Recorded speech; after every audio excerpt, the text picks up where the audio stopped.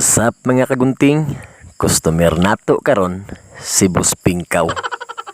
And for today's video, maghimo na sad tag mga disenyo nga dili pangkaraniwan. Kanang mga disenyo mga kagunting hasta iyang tibuok kasilinganan makuratan. Kay ang request manggod sa atong amo, medyo naglisod ko. Kay tiaw mo ba na nga iyaha mampabutangan og disenyo ang ulo sa ulo nga iyahang ipabutang sa iyahang ulo. Naglisod naman hinuon kog explain ani mga kagunting ay mauntan awa lang kanin ninyo. Kay hasta ko naglibog pa kog unsay akong ibutang sa iyahang ulo. Pero wa na tay nahimo mga kagunting, maong challenge accepted. Maong karon mga kagunting, ato lang usang ibawasan ang ibabaw nga parte sa iyahang buhok gamit ang atong pangmalakasan nga estilo nga hand clip technique o scissor and comb in one hand. Sana all. Mao ni mga estilo mga kagunting nga atong mga niaging mga panahon atong gibilar-bilaran aron lang makatunan.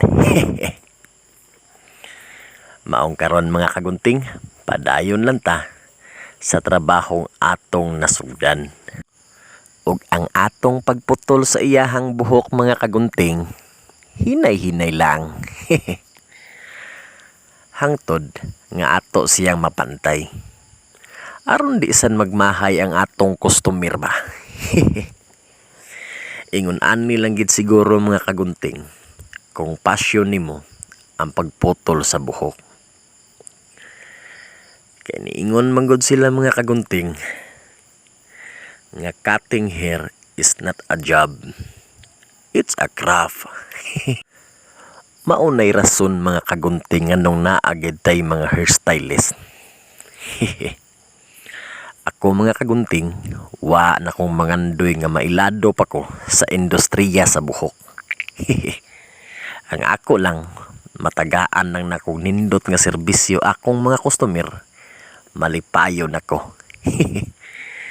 Ug mauna ni di ay karon mga kagunting, ang disenyo nga atong gihimo. Ang request sa atong customer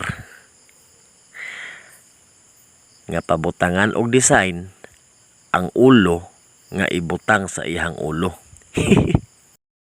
Ang ako lang giampo ani mga kagunting nga ang akong customer ganahan sa akong trabaho. Bisan pa man ug mura na ko og gisilutan tungod sa iyang gipahimo.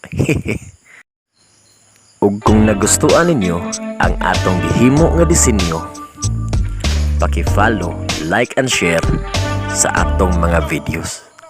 Hangtod sa sunod, adios.